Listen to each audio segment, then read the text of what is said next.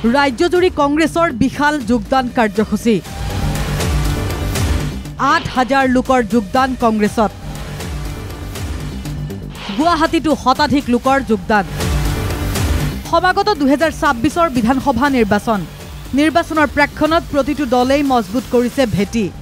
বিগত ১০ ছেপ্টেম্বৰৰ পৰাই কংগ্ৰেছত প্ৰতিমাহে যোগদান কৰাৰ কথা কৈছিল প্ৰদেশ কংগ্ৰেছৰ সভাপতি গৌৰৱ গগৈয়ে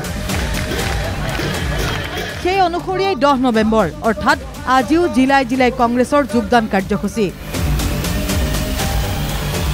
৮,০০০ লোকে ভিন্ন ঠাইত যোগদান কৰে কংগ্ৰেছত গুৱাহাটীৰ মানৱেন্দ্ৰ শৰ্মা কমপ্লেক্সত অনুষ্ঠিত যোগদান কাৰ্যসূচী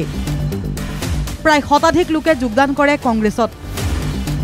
বিৰোধী দলপতি দেৱব্ৰত শইকীয়া প্ৰাক্তন সভাপতি ভূপেন বৰা ৰিপুন বৰাৰ উপস্থিতিত শতাধিক লোকে যোগদান কৰে কংগ্ৰেছত আমাৰ অসম প্ৰদেশ কংগ্ৰেছ কমিটিয়ে গোটেই ৰাজ্যজুৰি প্ৰত্যেক জিলাৰ হয় মুখ্য কাৰ্যালয়ত বা কোনোবা ব্লক কংগ্ৰেছৰ কাৰ্যালয়ত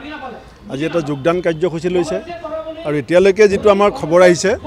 যে আজিৰ দিনটোত গুৱাহাটীকে প্ৰমুখ কৰি প্ৰায় ৮,০০০ বিভিন্ন বিশিষ্ট ব্যক্তি ৰাইজে যোগদান কৰিব